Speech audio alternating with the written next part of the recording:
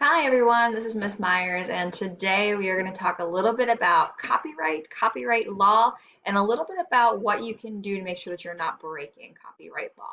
So I pulled up from copyright.gov right up here. I pulled up their just very general definition of like what is copyright and what is copyright infringement, meaning like breaking of copyright. And so what they give for their definition right here, it says, as a general matter, copyright infringement occurs when a copyrighted work is reproduced, distributed, performed, publicly displayed, or made into a derivative work without the permission of the copyright owner. So what that means is that anything that you create, let's say you're a great artist and you create like a gorgeous picture, or let's say that you use your camera and you take a really pretty photo of something, that thing that you've created is copyrighted and is legally protected as your property, your intellectual property. And that means people can't just go in and take that thing and put it on their own logo or try to make t-shirts with it on it or do whatever they want to do with that. So that also means that you can't do the same thing for somebody else's copyrighted material. And again, anything that comes out is an automatic copyrighted material. So let me show you something about a consequence of this. So let's say you, for example, did something like that where you decided that you like found this random picture that you really liked and you want to put it on t-shirts, you want to sell those t-shirts. That can get you into a lot of trouble. A Houston school, I'm going to pull up this very brief article. We're not going to look at it a lot, but I just want to show you kind of an idea here. From the Above the Law website, this particular article is reproduced on several different websites, but the article talks about a Houston school district that was ordered to pay $9.2 million due to copyright infringement. So in this particular instance, this school district decided that they were going to, they had a really cool like infographic kind of thing from their science, for their science curriculum. And so what they did was they just like, ignored the copyright rules and they just made copies of it and sent it to people. And that caused them to get in a good bit of trouble, $9.2 million worth of trouble.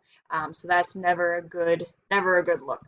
So right now, you're somewhat protected under the idea of being in a school district, not entirely, but to a point. You're somewhat protected that if you pull images from like Google Images and you put them into, I don't know, a story or to a project or something, you're somewhat protected. But you will lose the protection of the school district once you leave school. So that's not so long. You're 10th graders. That's not very long from you from now. So I want to show you two ways where you can pull images, which I think is probably one of the most copyright infringement comes a lot from images. I want to show you two ways where you can pull images that are not going to be, you're not going to have to worry as much about copyright. So firstly, Google Image is where I'm going to think most of you are going to go and find your images that you want to use for different things. So let's say you want a picture of a cat. Look at all the precious little kitty cats. If you choose to use Google Image, one thing you can do to make sure that your pictures, or trying to make sure your pictures aren't going to break copyright or cause copyright infringement, is to go to advanced search.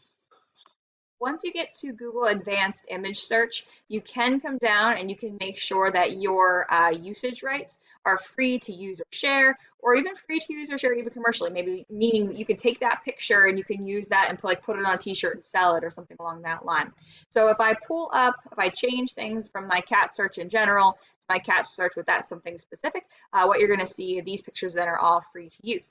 And what you already see here is you see a picture from Pixabay, which is another great thing to use. That particular site has all images that are totally up for use.